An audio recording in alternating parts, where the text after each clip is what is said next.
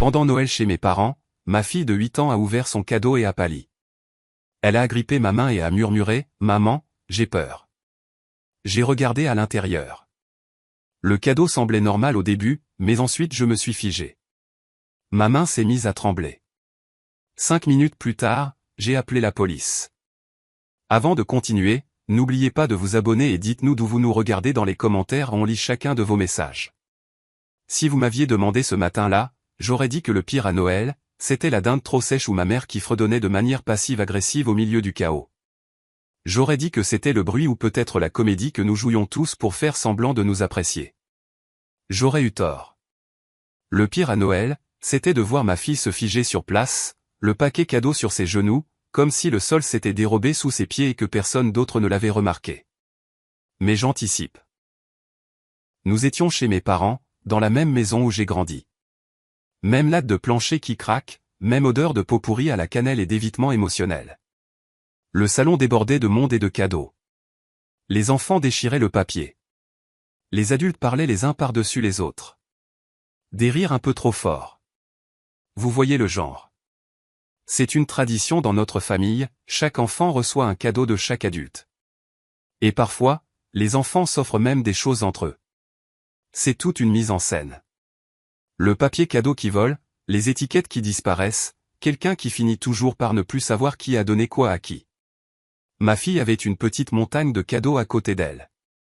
Elle était heureuse, vraiment heureuse, ce que je n'avais pas vu depuis un moment. Je la regardais depuis l'autre bout de la pièce et, un instant, je me suis permis de respirer. Elle a pris une boîte de taille moyenne, emballée dans du papier rouge brillant. Elle a souri, a décollé le ruban adhésif avec soin, comme elle le fait toujours. Sans se presser, ses petites mains ont soulevé le couvercle, puis elle s'est arrêtée. L'expression de son visage a changé si vite que j'ai cru l'avoir imaginé. Ses épaules se sont tendues. Son sourire s'est évanoui. Tout son corps s'est immobilisé. Je me suis figé, moi aussi. Quelque chose en moi savait. Vous connaissez cette sensation au creux de l'estomac? Celle qui vous dit que vous êtes sur le point d'apprendre quelque chose que vous ne pourrez jamais oublier. Elle a levé les yeux. Ils étaient grands et effrayés. Elle n'a rien dit, s'est juste levée lentement, comme si elle craignait que la boîte n'explose si elle bougeait trop vite. Tenant toujours la boîte ouverte à 2 mains, elle s'est dirigée vers moi, le visage exsangue. Elle a attrapé ma main et a murmuré « Maman, j'ai peur ». Puis, de manière presque inaudible, « Regarde, c'est tout. Ne dis rien ». J'ai baissé les yeux. La boîte était toujours ouverte dans ses bras, légèrement inclinée vers moi. J'ai regardé à l'intérieur. Au début, j'étais confuse. C'était un jouet. Inoffensif, ordinaire, rien de manifestement anormal. Mais en y regardant de plus près, je me suis glacé. Tout autour de moi, les lumières, le bruit, l'odeur de jambon au four, tout s'est effacé. C'était comme si le temps s'était arrêté. Ou peut-être que c'était moi. Je n'ai rien dit. Je ne pouvais pas. J'ai levé les yeux et balayé la pièce du regard. Mon père riait, tenant une couronne en papier au-dessus de sa tête. Ma mère s'affairait avec les couverts comme s'il risquait de s'enflammer spontanément sans sa surveillance. Ma sœur était en pleine conversation avec quelqu'un, gesticulant avec un verre de vin. Les enfants étaient par terre, comparant leurs jouets. Tout semblait normal, mais ça ne l'était pas. « Viens », ai-je dit doucement. « Allons prendre l'air. » Une voix a flotté derrière moi. « Tout va bien ?» J'ai souri comme une femme dont l'âme n'essayait pas de s'échapper par la poitrine. Elle ne se sent pas très bien. On va juste dehors un instant. J'ai pris la boîte. Nous avons marché jusqu'à la voiture. Aucune de nous n'a parlé. Ma fille est montée à l'arrière, s'est recroquevillée en serrant ses genoux. Je me suis glissé sur le siège passager avant et j'ai fixé la chose que j'avais entre les mains. Le jouet, la boîte, son poids. J'ai senti une brûlure avant de réaliser que je pleurais. Mes doigts étaient froids. Ma poitrine était en feu. Je tenais quelque chose de petit, mais j'avais l'impression que ça pouvait m'écraser. Et je savais, de manière absolue et inébranlable, que plus rien dans cette journée ou dans cette vie ne serait jamais plus pareil. 2 minutes plus tard, j'ai appelé la police. Il y avait un silence dans la voiture, le genre de silence qui vous pèse sur les épaules. J'entendais ma propre respiration. Celle de Maisie aussi, saccadée, courte. Les lumières de la maison brillaient encore à travers le pare-brise. Quelqu'un a ri à l'intérieur. Je me fichais de qui. Tout était différent maintenant. Et si je voulais expliquer pourquoi, si je voulais donner un sens à la façon dont une si petite chose pouvait tout briser, il faudrait que je commence bien avant ce soir. Je suis la sœur aînée. Rien que ça vous en dit probablement la moitié. 5 ans nous séparent, Megan et moi. Et depuis qu'elle a su marcher, elle a été la préférée. J'étais la fille fiable, celle qui rangeait, celle qui ne causait pas de problème. Megan n'a jamais suivi les règles. Elle faisait des scènes, échappait aux conséquences, se sortait de tout par son charme. Et nos parents la traitaient comme un feu d'artifice. Dangereuse, mais magnifique, intouchable. Moi, j'avais d'excellentes notes, je ne m'attirais pas d'ennui, je tenais le tout ensemble.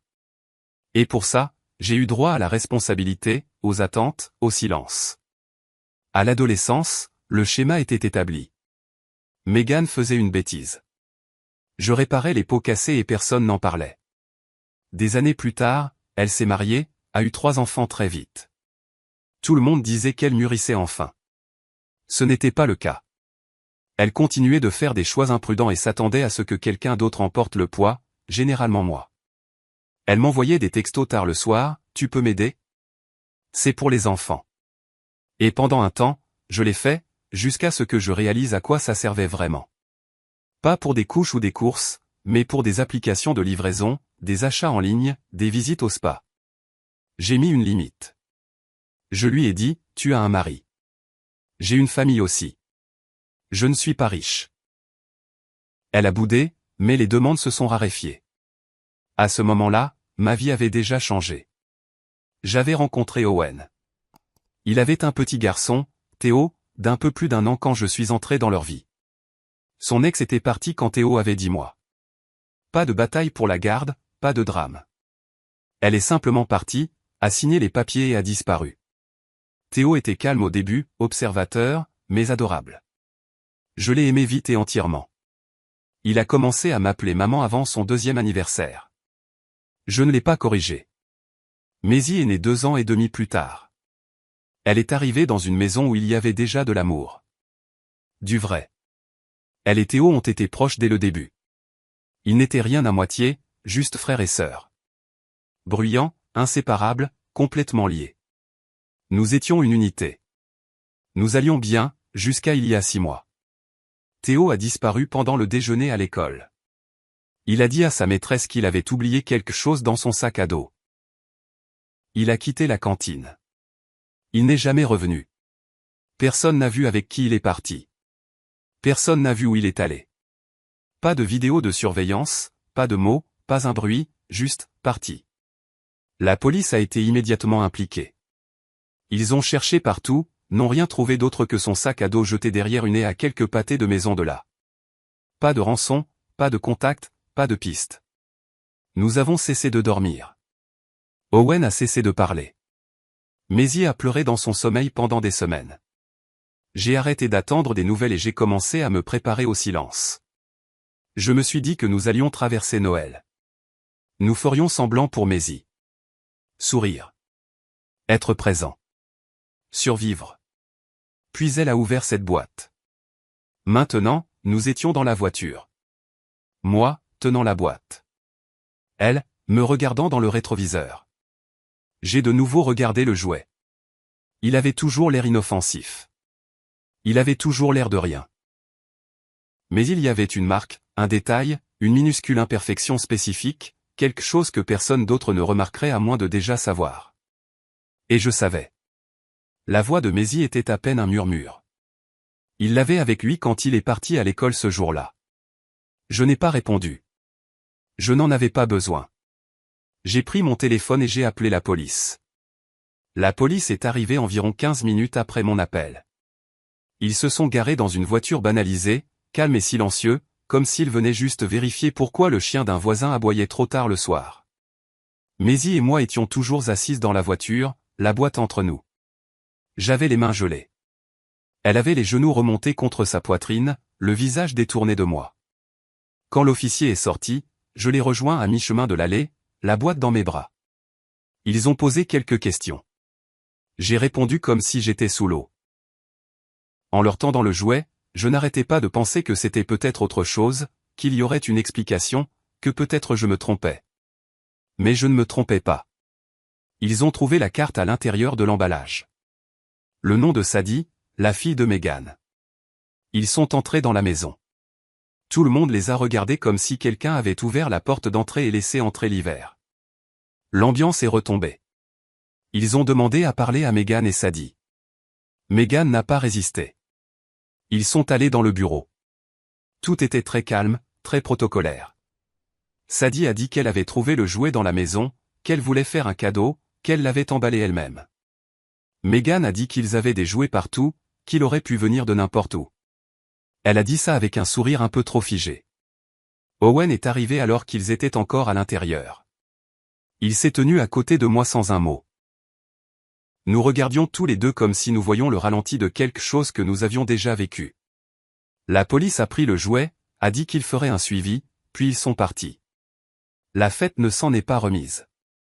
1 heure a passé, peut-être plus. J'étais assise à la table de la cuisine, les mains sur les genoux. Owen était appuyé contre le comptoir. Aucun de nous n'avait bougé. C'était son jouet, ai-je dit doucement. Il l'avait avec lui quand il est parti pour l'école. Le trait de marqueur, la fissure dans l'aile. C'était le sien. Owen n'a pas répondu. Nous savions tous les deux ce que cela signifiait. Mais le pire, c'est que ça signifiait aussi autre chose. Ça signifiait que peut-être, juste peut-être, Théo était en vie. Cette pensée m'a frappé comme de la glace et du feu en même temps. Au bout d'un moment, nous nous sommes levés. Nous avons descendu le couloir. Les lumières étaient plus tamisées maintenant. Les conversations, feutrées. Nous sommes passés devant le sapin de Noël, les emballages jetés, tous les morceaux d'une journée normale qui ne signifiaient plus rien. Megan était assise seule dans la véranda, faisant défiler son téléphone comme si elle essayait de prétendre que tout allait encore bien. Nous sommes entrés. Elle a levé les yeux. Son sourire a vacillé. « Salut », a-t-elle dit. « Tout est réglé maintenant ?» Owen n'a pas parlé. Moi, si. Il faut qu'on parle. Maintenant. Son visage a eu un tic. À propos de quoi? Ce jouet? Celui que Sadie a donné à Maisie. Elle a posé son téléphone. J'ai déjà tout dit à la police. Sadie l'a trouvé dans la maison. Probablement un truc que quelqu'un a laissé il y a des lustres. Owen s'est avancé. Il avait ce jouet avec lui quand il a disparu. Elle a cligné des yeux. Vous ne pouvez pas en être sûr. Nous le sommes, ai-je dit. Maisie s'en souvient. Je m'en souviens. Owen s'en souvient. Il n'est jamais allé chez toi. Alors, comment son jouet a-t-il pu se retrouver là? Elle a ri, mais son rire sonnait faux. Je ne sais pas. Peut-être que quelqu'un l'a apporté. Peut-être qu'il est venu une fois et que vous avez oublié. La voix d'Owen a tranché. Nous n'avons pas oublié.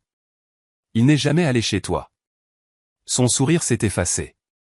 Pourquoi vous faites ça? A-t-elle demandé. J'ai fait un pas de plus. Parce que la police va revenir. Ils vont poser d'autres questions.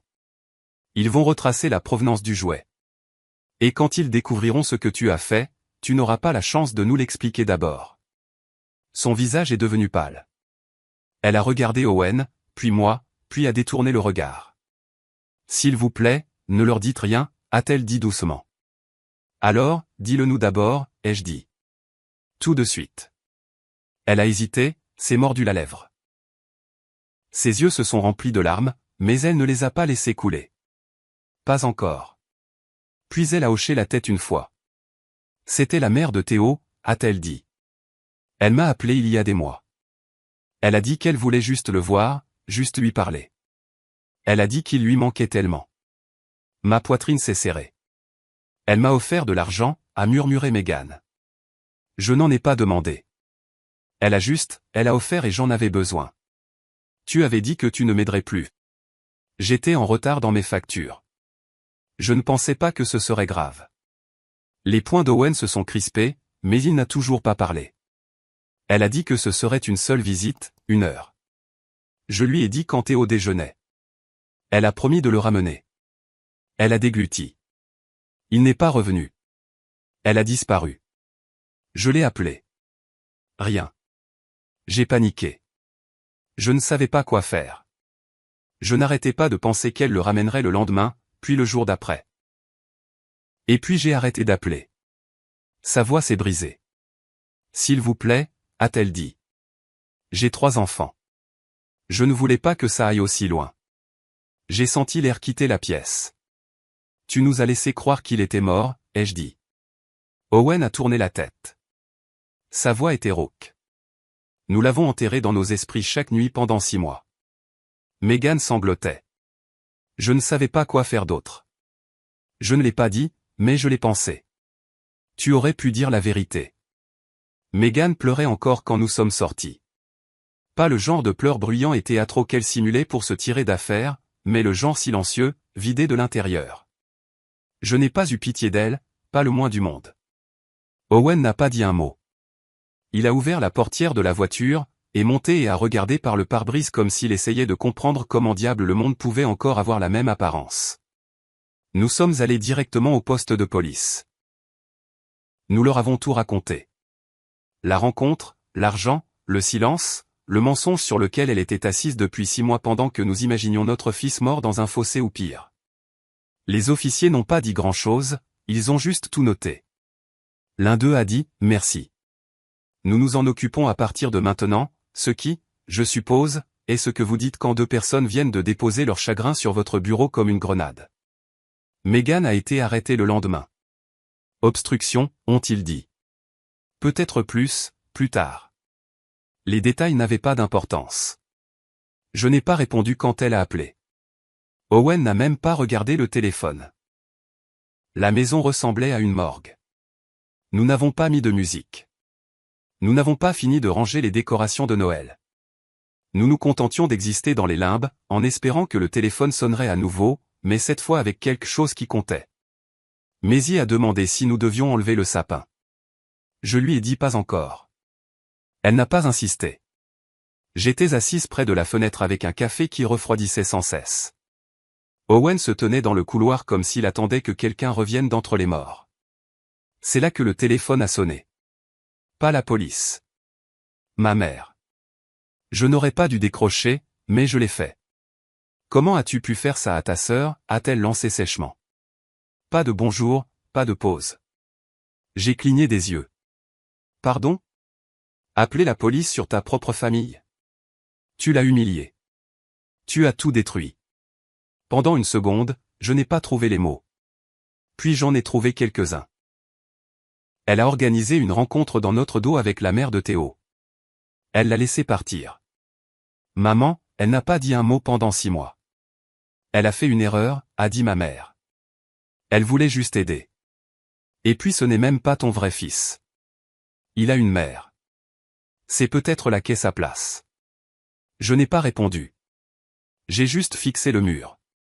Puis j'ai raccroché. Owen est entré un instant plus tard.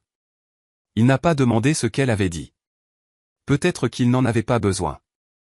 3 jours plus tard, le téléphone a de nouveau sonné. Cette fois, Owen a répondu. Il n'a pas parlé. Il m'a juste tendu le téléphone comme s'il était sur le point d'exploser. Madame Gray, a dit la voix quand j'ai décroché. Oui. Nous l'avons retrouvée. La mère biologique de Théo. Elle vivait sous un faux nom en Arkansas. Je ne pouvais plus respirer. Est-ce qu'il? Il est vivant. Mes jambes se sont dérobées. Je me suis effondré sur le canapé, comme si la gravité avait pris une décision personnelle à mon sujet. Ils ont organisé un appel vidéo. Pas idéal, mais je m'en fichais. J'aurais accepté un message vocal ou une photo pixelisée ou un post-it avec son nom dessus. J'avais juste besoin de le voir. On nous a conduits dans une salle du commissariat. Il y avait un ordinateur portable sur la table, un technicien qui installait tout comme si c'était un mardi comme les autres. Owen était assis raidement à côté de moi. Il n'avait pas dit grand-chose depuis que nous avions reçu l'appel. Je pense qu'une partie de lui n'y croyait pas encore. Je n'étais pas sûr d'y croire non plus. Puis l'écran a clignoté et il était là. Théo. Il avait l'air différent, plus pâle, plus âgé. Ses cheveux étaient plus longs. Il ne souriait pas, mais c'était lui. J'ai oublié comment respirer. Salut, ai-je réussi à dire. Ma voix s'est brisée. Il a fixé l'écran. Pas en colère, juste prudent. Elle m'a dit que vous ne vouliez pas de moi, a-t-il dit doucement. Elle a dit que vous lui aviez dit de venir me chercher. Quelque chose en moi s'est brisé. Ce n'est pas vrai, ai-je dit. Nous n'avons jamais cessé de te chercher. Pas une seule fois. Owen s'est penché. Sa voix était stable, mais faible. Tu es à nous, pour toujours. Théo a baissé les yeux, a frotté sa manche, puis a relevé le regard. Je ne l'ai pas cru. Pas au début, mais ensuite elle l'a répété encore et encore. Je ne savais plus quoi penser. Tu sais maintenant, ai-je dit. Il a hoché la tête une seule fois. L'écran s'est figé une seconde. Quelqu'un à l'autre bout a dit que nous devions conclure. On vient te chercher, a dit Owen. Théo n'a pas souri, mais il n'avait plus l'air effrayé non plus. D'accord, a-t-il dit. Je serai là. Cette nuit-là, je me suis assise seule dans le noir, les lumières de Noël clignotant toujours derrière moi. Je n'ai pleuré que lorsque tout le monde dormait. Pas de grands sanglots, pas de désordre, juste des larmes qui sont venues comme une tempête après une sécheresse. Théo rentrait à la maison, et pour la première fois en 6 mois, j'y croyais. Théo est rentré un jeudi. Il est descendu du train avec un travailleur social à ses côtés et un sac de sport qui ne semblait pas lui appartenir. Quand il nous a vus, moi, Owen et Maisie, debout juste derrière la ligne jaune, il a hésité comme s'il n'était pas sûr que ce soit réel. Maisie a couru la première, droit sur lui. Il a laissé tomber le sac et l'a serré dans ses bras comme s'il avait été sous l'eau et qu'elle était l'air.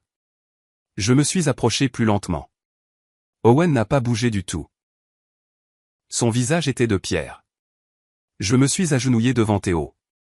Salut, mon cœur. Il a hoché la tête. Puis il s'est avancé et a enfoui son visage dans mon manteau. C'est à ce moment-là que nous l'avons retrouvé. Les semaines suivantes n'ont pas été faciles.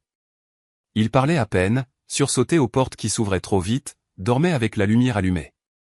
Mais il lui collait au basque, comme si elle pensait qu'il pourrait disparaître à nouveau si elle clignait des yeux. Peut-être qu'elle avait raison. Nous l'avons mis en thérapie. Petit pas, pas de pression, juste de la présence. Il avait besoin de savoir que nous étions là. Un soir, je les ai trouvés tous les deux par terre dans sa chambre, coloriant en silence. Il a levé les yeux vers moi et a dit « On peut prendre une pizza demain ». J'ai hoché la tête. C'était la première phrase complète que nous entendions depuis des jours. Un progrès. Megan a été inculpée de mise en danger d'un enfant, d'obstruction à la justice et de complicité de non-représentation d'enfants. Elle a plaidé coupable et a écopé de 18 mois dans une prison de comté, 3 ans de probation et une interdiction permanente de travailler avec des enfants. Elle a pleuré au tribunal, a prétendu qu'elle n'avait jamais voulu que ça arrive. A dit qu'elle essayait juste d'aider quelqu'un à renouer avec son enfant. Le juge ne l'a pas cru. Nous non plus. Elle nous a écrit une lettre. Je ne l'ai pas lue. Owen l'a brûlée. La mère biologique de Théo a été arrêtée en Arkansas et extradée. Elle a plaidé coupable de non-représentation d'enfant et de mise en danger d'un enfant. Les accusations de fraude ont été abandonnées en échange d'une évaluation psychiatrique et d'une ordonnance de non-contact. Elle a été condamnée à 4 ans. Au tribunal, elle a dit « Je n'essayais pas de lui faire du mal. Il me manquait, c'est tout. Je voulais réparer quelque chose que j'avais cassé. » Personne n'a applaudi. Mes parents n'ont pas bien pris la chose. Ils ont dit que Megan était confuse. Qu'elle ne méritait pas la prison. Ma mère a dit « Il n'est même pas vraiment à toi. Megan est ta sœur. Elle a fait une erreur. » J'ai répondu « Toi aussi. » Puis j'ai bloqué leur numéro et je n'ai jamais regardé en arrière. 1 an plus tard, Théo a ri. Je veux dire un vrai rire, à gorge déployée, la tête en arrière, avec un petit reniflement à la fin. Maisie avait fait quelque chose de ridicule avec du ketchup et une cuillère et il a éclaté. Owen et moi nous sommes regardés sans dire un mot. Nous n'en avions pas besoin. Théo va à l'école maintenant. Il dessine des bandes dessinées. Il dort toute la nuit. Parfois, il m'appelle maman sans s'en rendre compte. Je ne le corrige pas. Aujourd'hui, lui et Maisie sont dans le jardin. Elle le dirige comme avant, et il la laisse faire. Owen est à côté de moi. Il lit quelque chose, mais je sens qu'il regarde aussi. Tout n'est pas parfait, mais c'est à nous. Nous l'avons perdu, et nous l'avons retrouvé. Et tout ce qui s'est passé entre-temps a brisé quelque chose que nous ne pourrons jamais entièrement réparer. Mais tout ce qui se brise ne reste pas brisé. Certaines choses se reconstruisent. Nous sommes à la maison maintenant. Suis-je allé trop loin? Pas assez loin? Honnêtement, je ne sais pas. Tout ce que je sais, c'est que lorsque quelqu'un met votre enfant en danger, la notion de « trop loin » n'existe pas. Dites-moi ce que vous en pensez dans les commentaires.